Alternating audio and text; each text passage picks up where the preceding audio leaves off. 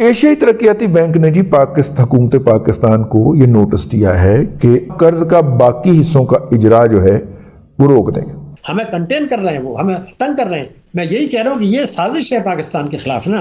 भारत का IMF से पाकिस्तान के कर्ज की कड़ी निगरानी का मुतालबा सामने आया है और ये रकम दिफाई मकासद के लिए इस्तेमाल होने का वावेला करते हुए भारत ने IMF से पाकिस्तान के कर्ज की कड़ी निगरानी का मुतालबा कर दिया है और पाकिस्तान दुश्मनी का एक बार फिर सबूत दे दिया है। और अब इतना तबाह कर दिया है कि हर कीमत पर और हर हालत में हमें IMF से कर्जा लेना है, उसके अलावा कोई रास्ता इस वक्त मौजूद नहीं है। मैं यही कह रहा हूँ कि ये साजिश है पाकिस्तान के खिलाफ ना।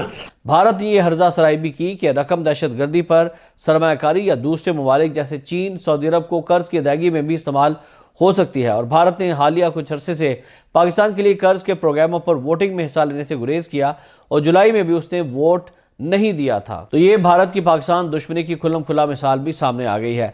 दिया है कि आप जिस भी प्रोजेक्ट के लिए हमसे कर्ज लेते हैं तो हर साल उस प्रोजेक्ट का ऑडिट होके उस ऑडिट की रिपोर्ट हमारे पास जमा होनी चाहिए, वरना हम कर्ज का बाकी हिस्सों का इजरा जो है वो रोक देंगे। तो वो जनाब ये है जी ऑडिट प्रोजेक्ट फाइनेंशियल स्टेटमेंट जो है वो आपने हमें नहीं दी तो हम रोक देंगे। ये उनका एक वफ्द आया था अक्टूबर से लेके नवंबर तक, अक्टूबर नवंबर में आया था, हफ्ता 10 दिन के लिए आता है।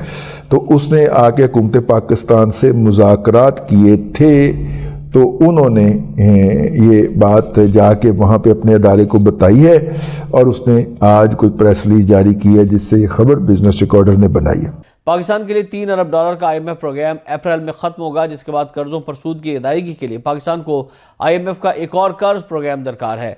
हिंदू अखबार है दी हिंदू, इसकी रिपोर्ट के मुताबिक IMF में पाकिस्तान की जारी $3 अरब के प्रोग्राम पर अमल दरामद के लिए जायजा इजलास हुआ, जिसमें भारत के मंदूब कृष्णा मूर्ति सब्रामीनियम ने सख्त मौक़िफ़ अपनाया है और उन्होंने कहा कि इस बात को यकीनी बनाया जाए कि IMF का कर्ज दिफाई अखराजात के लिए इस्तेमाल ना हो पाए। पाकिस्तान स्टेट ऑयल ने लिखा है किसको, हुकूमत पाकिस्तान को। उन्होंने कहा कि जी आपने हमारे वावा सारे अरब रुपए देने को 600-700 अरब रुपए PSO ने लेना है हुकूमत पाकिस्तान से।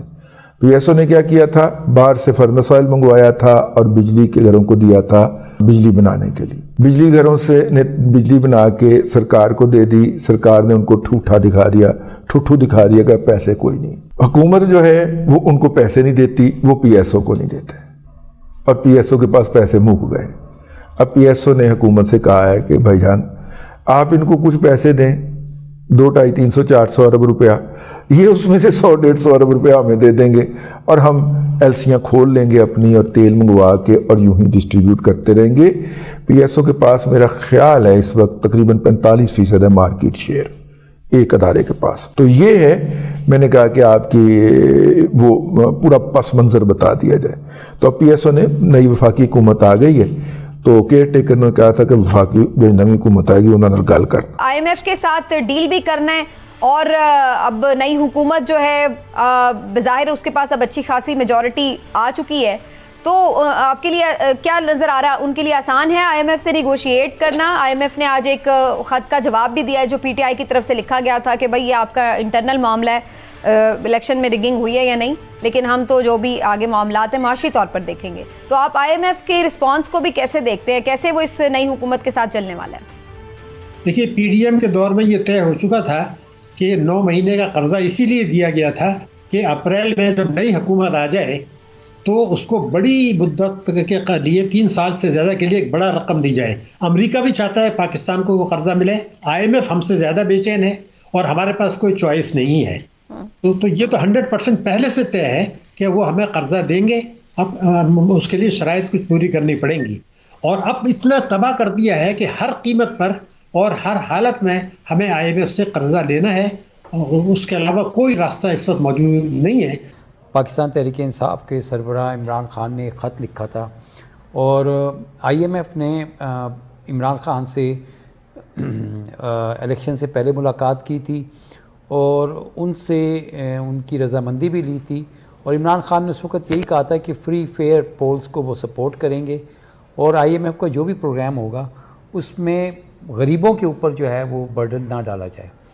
अब नहीं, असल तो बुनियादी बात गरीबों का बर्डन तो अपनी जगह पे है। असल बात यह है कि जो इलेक्टेड गवर्नमेंट है सिर्फ वही कर सकती है मामला IMF से तय, क्योंकि जिस गवर्नमेंट के पास मैंडेट हो वही ये तय कर सकती है, क्योंकि जो कर्ज है वो पाकिस्तान के लोगों पर एक बोझ होगा।